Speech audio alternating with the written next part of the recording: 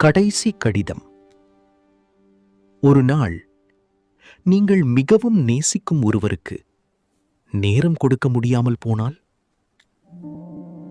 ஒரு சிறிய கிராமத்தில் அருண் என்ற ஒரு இளைஞன் இருந்தான். அவன் வாழ்க்கை வேலை, நண்பர்கள், மொபைல் இதிலேயே மூழ்கியிருந்தது. ஆனா அவனுக்காக தினமும் காத்திருந்த ஒருத்தி இருந்தாள். அவனுடைய அம்மா. மகனே, கொஞ்சம் நேரம் உட்காரலாமா? அம்மா கேட்டாள். அவன் சொன்னான், அம்மா, நான் பிஸி, நாளைக்கு பேசலாம். அடுத்த நாள் அவன் வீட்டுக்கு வந்தான். ஆனா வீடு அமைதியாக இருந்தது.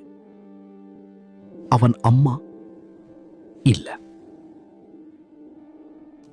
அவள் அறையில் ஒரு கடிதம் மட்டும். மகனே, நான் தினமும் உன்னோட பேச ஆசைப்பட்டேன்.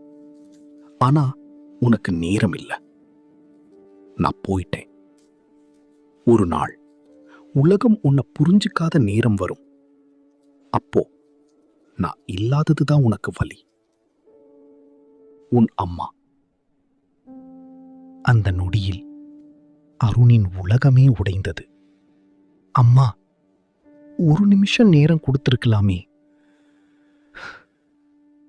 நம்மை உண்மையா காதலிக்கிறவர்களுக்கு நாம் கொடுக்க வேண்டியது பணம் இல்ல, நேரம்தான். நன்றி.